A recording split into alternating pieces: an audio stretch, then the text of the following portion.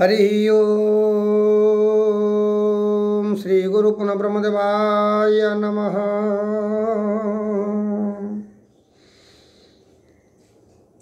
गुरुर्ब्रह्मा गुरुविष्णु गुरुदेव महेश्वर गुरु साक्षात् परम ब्रह्म तस्मै श्री गुरवे नमः।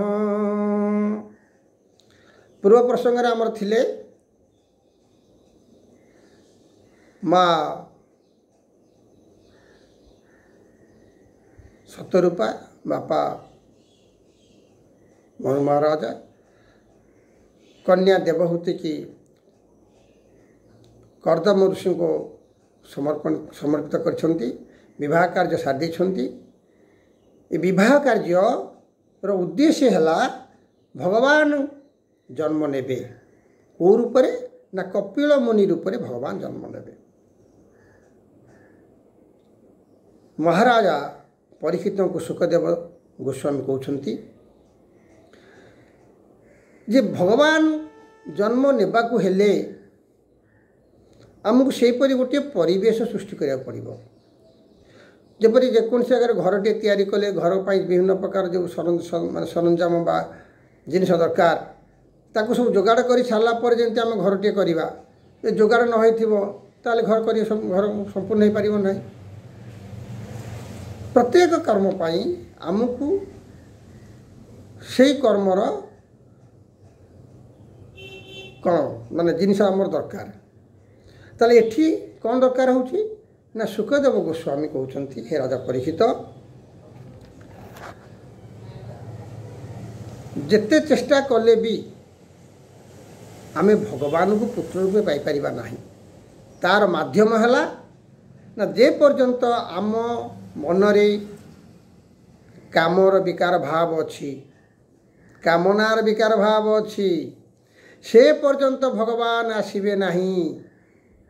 कामना जे पर्यंत आम पाखे अच्छी जे पर्यंत आमे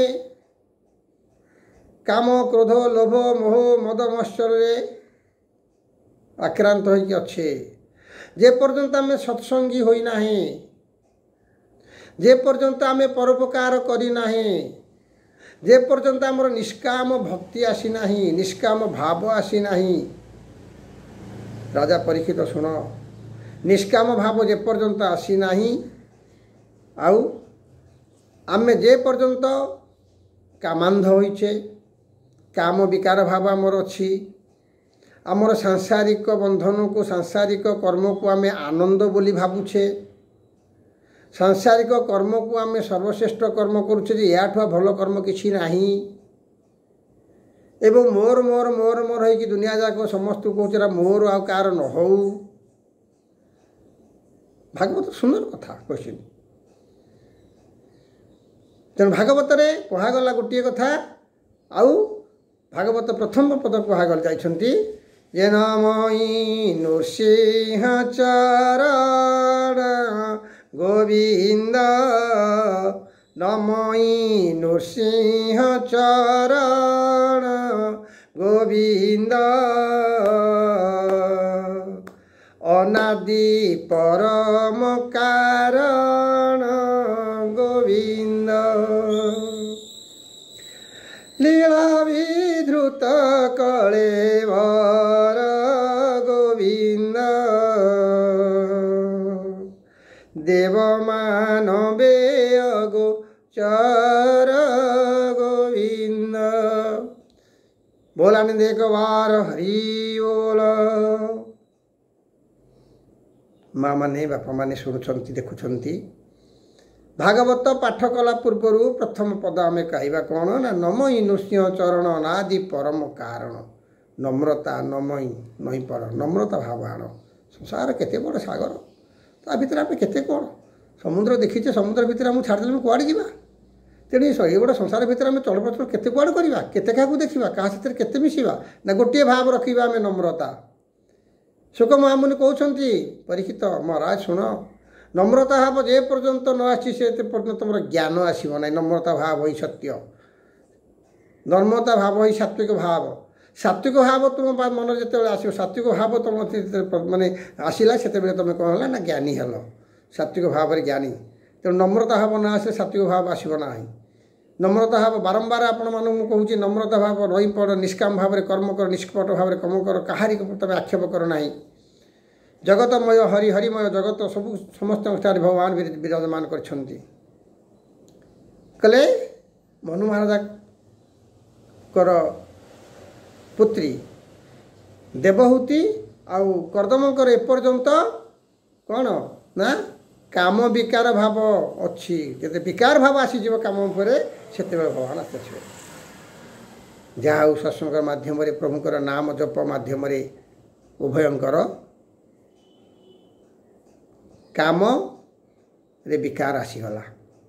ଯେ କାମରେ ବିକାର ଆସିଗଲା, ଭଗବାନଙ୍କର ଆବିର୍ଭାବ ହୋଇଗଲା। ପ୍ରତି ମୁହୂର୍ତ୍ତରେ ଆଣିଛନ୍ତି ଭଗବାନ। କହିଲେ ଦଣ୍ଡେ ନିମିଷେ କ୍ଷଣ ମାତ୍ର ମୋ ନାମ ଜପୁଥିବ ନିତ୍ୟ। କେତେବେଳେ ଟିକେ ସମୟ ପାଇଲେ ପ୍ରଭୁଙ୍କ ନାଁଟି ଟିକେ ନେଇଯାଅ, ପ୍ରଭୁଙ୍କ ନାମ ଟିକେ ପ୍ରେମ ହୁଅ, ଆନନ୍ଦ ହୁଅ। ଆଜି ଆନନ୍ଦ ହେଇଯାଇଛନ୍ତି କର୍ଦ୍ଦମ ଋଷି ଆଉ ପତ୍ନୀ ଦେବହୂତି। ପ୍ରଭୁଙ୍କର ଆବିର୍ଭାବ ହୋଇଯାଇଛି। ପ୍ରଭୁଙ୍କର ଆବିର୍ଭାବ ହୋଇଯାଇଛି। ଯେତେ ପ୍ରଭୁଙ୍କର ଆବିର୍ଭାବ ହୋଇଗଲା ମାଆଙ୍କ ଗର୍ଭରେ, ବ୍ରହ୍ମାଦି ଦେବତାଗଣ 33 କୋଟି ଦେବତାଗଣ ସମସ୍ତେ ଆସିକି କହିଲେ, ହେ ଋଷି କଦର୍ମ, ତୁମେ ଭଗବାନଙ୍କର ପିତା ହେଲ। ତେଣୁ ସେ ସ୍ତୁତି କରିଦେଇଛନ୍ତି। କହିଲେ ଧନ୍ୟ ଧନ୍ୟ ତୁମର ତପସ୍ୟାର ନିଷ୍କାମ ଭାବ, ତପସ୍ୟାର ପ୍ରଭାବରେ ତୁମେ ଆଜି ଭଗବାନଙ୍କୁ ପୁତ୍ର ରୂପେ ପାଇବାକୁ ଯାଉଛ। ସମସ୍ତେ ଆନନ୍ଦ ହେଇଯାଇଛ। ବୋଲ ଆଣିଦେ ଏକ ବାର ହରି ବୋଲ।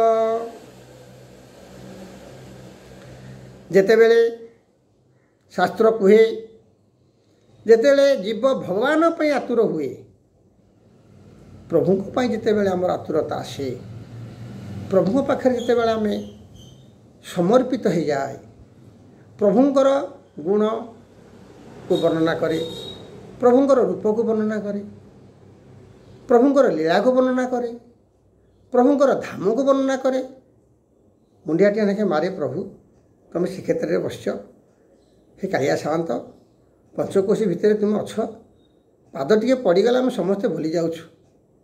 ଯିଏ ଯେଉଁ ପ୍ରକାର ଭାବରେ ଆସିକି ବଡ଼ଦାଣ୍ଡରେ ଉପସ୍ଥିତ ହୋଇଛନ୍ତି, ସମସ୍ତଙ୍କର ଭାବ ବଦଳି ଯାଇଛି। ଆସିଲେ ଚୈତନ୍ୟ ମହାପ୍ରଭୁ କହିଲେ, ମୁଁ ଦେଖିବି କିପରି ଭାବରେ ଦାରୁରେ ଅଛନ୍ତି। ଏଇ ଗର୍ଭଭାବ ନେଇକି ତ ପଳେଇ ଆସିଛନ୍ତି, ବଡ଼ଦାଣ୍ଡରେ ପହଞ୍ଚିଲା ବେଳେ ଆଉ କିଛି ନାହିଁ। କ'ଣ ଆଜ୍ଞା ହେଇଗଲା? ବୋଝ ସେଇ ପ୍ରଭୁଙ୍କର ନାମକୁ, ଆଉ ନାହିଁ କିଛି। ଯେତେ ଆସିଛନ୍ତି, ଆସିଲେ ଗଣପତି ଭଟ୍ଟ, ଆସିଲେ କବୀର, ଆସିଲେ ଚୈତନ୍ୟ, ଆସିଲେ ବୁଦ୍ଧ, ଯେତେ ଆସିଛନ୍ତି ଆଜ୍ଞା ସମସ୍ତ